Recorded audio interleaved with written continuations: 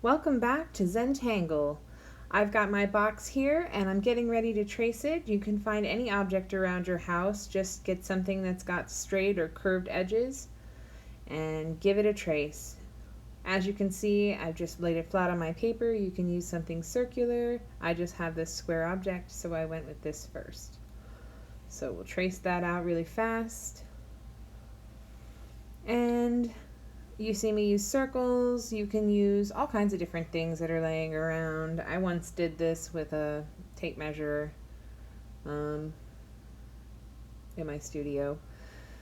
But once you've got your designs, I did mine in pencil today. That was my head, sorry. I did mine in pencil today because I wasn't sure if I was going to go outside the lines. So the first thing for you to know is you can use a straight edge, such as a spare piece of paper like I'm using a note card, to make your lines nice and straight. And let's see how that line turned out. Perfect. And so using straight lines, I want you to get them to all intersect at the same point. It doesn't have to be perfect. We're just going to do the first, I think, two, and then I want you to think about your own design. So I want you to create a pattern in each of those shapes. They're mostly triangles. And I decided to do a line that went upwards and then a line that went downwards, and that pattern to create this kind of reverse tube kind of look. Tubes and then reverse tubes, or perhaps blankets being pulled to a point. And I kind of like that pattern, and I felt it would be really, really nice if I were to color it in. And so I do that. And there it is. So color in some of the lines that are in your shapes. It'll create some depth. It definitely makes it look like there's a point receding in space, and all of those lines kind of look tubular to me. So go ahead and find your vanishing lines from your first design. And you can do that by using your note card and holding it along the edge and seeing where those points connect. And then in this first square, I went ahead and added 3 lines. And then I decided to add a grid. So I encourage you to try that. Make something that has 3 lines and has a grid in it.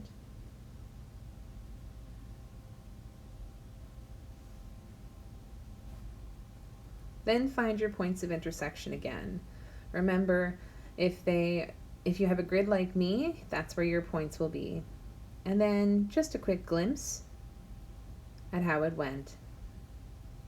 Then now, for your final design walkthrough prompt with me, I want you to create a design by using lines to make boxes. And then I want you to watch and see how I create a 3-dimensional space with those boxes. So first I create kind of a parallelogram-esque kind of drawing. And then I do straight lines through, and I immediately see how that box formed.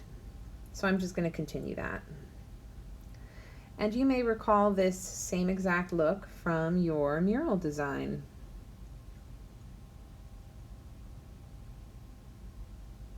And so I just continue with those straight lines going down. And then a quick easy way of doing that is, again, using my straight edge. Finding where all of those points intersect, making my lines appropriately, not letting them go past that diagonal line, and just continuing that process all the way through into the edges. And then the really satisfying part is coloring them all in. That's always satisfying. And then just finishing up a few more. Bam. Finito. So then here we go. It's time to color them in. Add any last little details. And so when you create your boxes, perhaps there's designs that you wanted to put inside your boxes. Or perhaps you didn't like the boxes and you made triangles out of them instead. Or maybe you didn't make boxes at all. Maybe you were already inspired by the type of lines that we created in the first 3 drawings.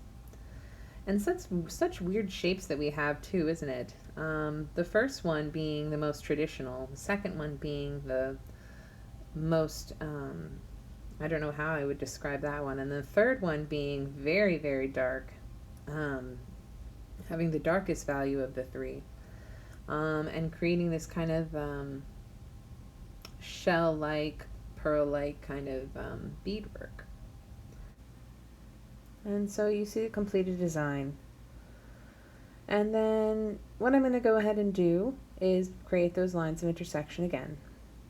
Continue them over to my design. I decided I liked the way all those lines were, and I wanted to keep it traditional. Yeah, keeping it with the straight line. But what am I going to do with it? I was thinking geometric still thinking geometric, and I was thinking, how can I intersect the lines from the top one with these? And I thought, use my straight edge, and I could make it straight, but then I was like, or I could make it zigzag. Why not? And there we go. Skip an appropriate distance. Use that straight line I created before to help guide my way. Create my little pattern. And just rinse and repeat. Same thing. I'm completing it in the same way. Making sure that the arrows are pointing in the right direction. Which really doesn't matter. It just looks nice. Let's see. I remember when I was finishing up with this one, how much I liked it and how much I wanted to color it in. But then when I got into coloring it, I thought, it's so good, I don't know if I want to mess it up and do like a checkerboard color. So here I go, and go ahead and color them in. So when you're doing your Zentangles, you want to make sure that you get a really good solid coverage. A good solid coverage of color in all the different shapes that you create, all the different lines that you have. So it's best to do this with typically a pen, a pencil, although a pencil is much harder to get single values, but it's possible, quite possible. Or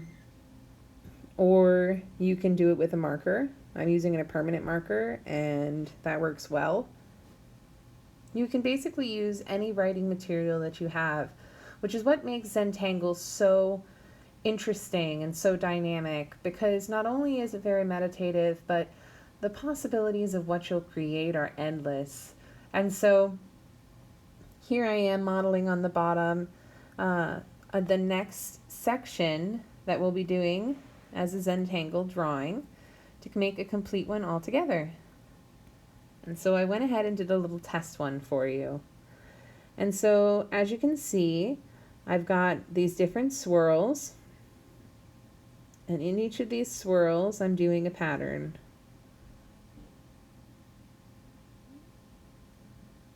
Triangles, circles, and lines, just keeping it simple. I always love to clean up those little triangles that form between those circles, which aren't perfect. Again, doesn't have to be perfect, although it looks really sharp when it's perfect. We all appreciate that. So the goal for this is to create, again, sense of a real object in the drawing. So I think I decided I wanted to keep those lines going, matching the triangles, adding in the circles again.